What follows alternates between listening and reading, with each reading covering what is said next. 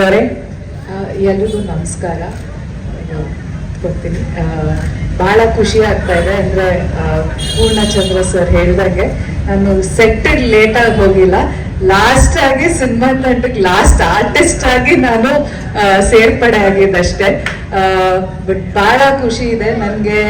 ನಾನು ಯಾವಾಗ ಈ ಸಿನಿಮಾದು ಈ ತಂಡದ ಒಂದು ಭಾಗ ಅದೇ ಅವತ್ತಿಂದ ಇವತ್ವರೆಗೂ ಯಾವುದೇ ಒಂದು ಸಾಂಗ್ ಇರ್ಬೋದು, ಕೊರಿಯೋಗ್ರಫಿ ಇರ್ಬೋದು, ಡೈಲಾಗ್ ಇರ್ಬೋದು, ಒಂದು ಸೀನ್ ಇರ್ಬೋದು, ಪ್ರತಿಯೊಂದ್ರದ್ದು ಡಿಸ್ಕಷನ್ ಆಗಿದೆ. ಕಾಸ್ಟ್ಯೂಮ್ಸ್ ಆಗಿರ್ಬೋದು, ಎಲ್ಲದ್ರದ್ದು ಅಂದ್ರೆ ನನ್ನೊಂದು ಅಭಿಪ್ರಾಯ ಏನಿದೆ ಅಂತ ತಿಳ್ಕೊಂಡು ಪ್ರತಿಯೊಂದನ್ನು ನನಗೆ ಕಂಫರ್ಟಬಲ್ ಆಗಲಿ ಅಂತ ಪ್ರತಿಯೊಂದು ಈ ತಂಡ ನನಗೋಸ್ಕರ ಮಾಡಿಕೊಟ್ಟಿದೆ. ಅದಕ್ಕೆ ನಾನು ಫಸ್ಟ್ಲಿ ಥ್ಯಾಂಕ್ಸ್ ಹೇಳಬೇಕು.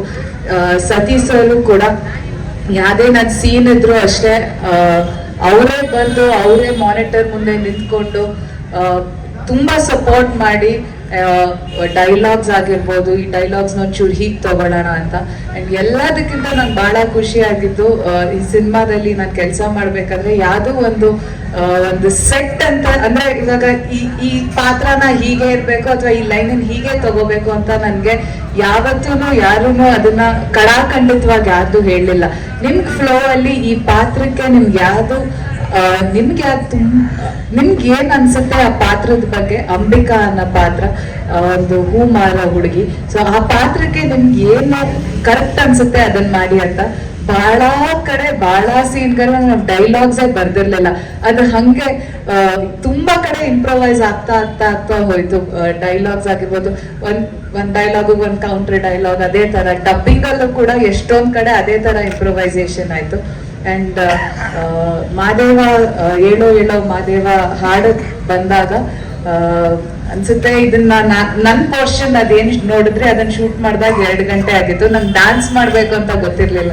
ನಾನು ಅವತ್ತು ಕಾಯ್ಕೊಂಡ್ ಕೂತಿದ್ದೆ. ಹೋದೆ, ಸಂತು ಮಾಸ್ಟರ್ ಬಂದ ತಕ್ಷಣ ಮೇಡಮ್ ಇದು ಹಿಂಗ್ ಮಾಡ್ಬಿಡಿ ಅಂತಂದ್ರು. ನಾನು ಏನ್ ಮಾಸ್ಟರ್ ಹಿಂಗೇನ್ ಮಾಡಕ್ಕಾಗತ್ತೆ ಅಂತ ಅವ್ರು ಅಷ್ಟೇ ಹೇಳಿದ್ರು. ಮೇಡಮ್ ನೀವು ಮಾಡ್ತೀರಾ ಮಾಡಿ, ಆಗುತ್ತೆ ಮಾಡ್ತೀರಾ ಮಾಡಿ ಅಂತ. ಸೊ ಆಲ್ಮೋಸ್ಟ್ 1 ಗಂಟೆ 1:30 ರಾತ್ರಿಲಿ ಆ ಪೋರ್ಷನ್ ಶೂಟ್ ಮಾಡಿದ್ದು. ಅವರಾಗಿರ್ಬೋದು, ಮಾಸ್ಟರ್ ಅಸಿಸ್ಟೆಂಟ್ಸ್ ಆಗಿರ್ಬೋದು, ಪ್ರತಿಯೊಬ್ರು ಡಾನ್ಸರ್ಸ್ ಆಗಿರ್ಬೋದು, ಎಲ್ಲರೂ ಅಷ್ಟೇ. ನನ್ಗೆ ಆವಾಗ 1 ಗಂಟೆ 1:30 ನಾನು ಹಿಂಗಿದ್ದೆ. ಬಟ್ ಅವ್ರು ಕೊಟ್ಟಿದ್ದ ಜೋಶು, ಅವ್ರು ಕೊಟ್ಟಿದ್ದ ಸಪೋರ್ಟ್ಗೆ thank you so much master, thank you. ಈ ಸಾಂಗ್ ಅಂತಲ್ಲ, ಇನ್ನೊಂದು ಹಾಡು ಕೂಡ ಇದೆ. ನಾನು ಯಾವತ್ತು ಅಂದ್ರೆ ಒಂದು ಕಮರ್ಷಿಯಲ್ ಸಾಂಗ್ ಮಾಡಿದೀನಿ, ಬಟ್ ಯಾವತ್ತು ಡಾನ್ಸ್ ಮಾಡಿರ್ಲಿಲ್ಲ.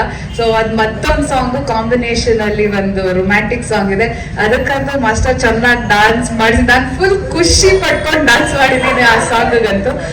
ಸೊ ಥ್ಯಾಂಕ್ ಯು ಇಡೀ ತಂಡಕ್ಕೆ, ವರ್ಧನ್ ಸರ್ಗೆ, ಮನು ಅವ್ರಿಗೆ, ಲವಿತ್ ಅವ್ರಿಗೆ, ಹಾಗೆ ಪ್ರತಿಯೊಬ್ರು ಅಂದ್ರೆ ನನ್ನ ಟೀಮು, ಬಸವ ಆಗಿರ್ಬೋದು, ರೋಮಿ ಆಗಿರ್ಬೋದು, ಸಾಕಷ್ಟು ಜನ, ತುಂಬಾ ಜನ ಕೆಲಸ ಮಾಡಿದ್ರು ಈ ಪಾತ್ರಕ್ಕಾಗಿರ್ಬೋದು, ಈ ಸಿನಿಮಾಗಾಗಿರ್ಬೋದು. ಅಂಡ್ ಮೇನ್ಲಿ ಸತೀಶ್ ಅವ್ರಿಗೆ ಥ್ಯಾಂಕ್ಸ್ ಹೇಳ್ಬೇಕು. ಯಾಕಂದ್ರೆ ನಾನು ಈ ತಂಡಕ್ಕೆ ಸೇರ್ಪಡೆ ಆಗಕ್ ಕಾರಣ ಅವರೇನೆ.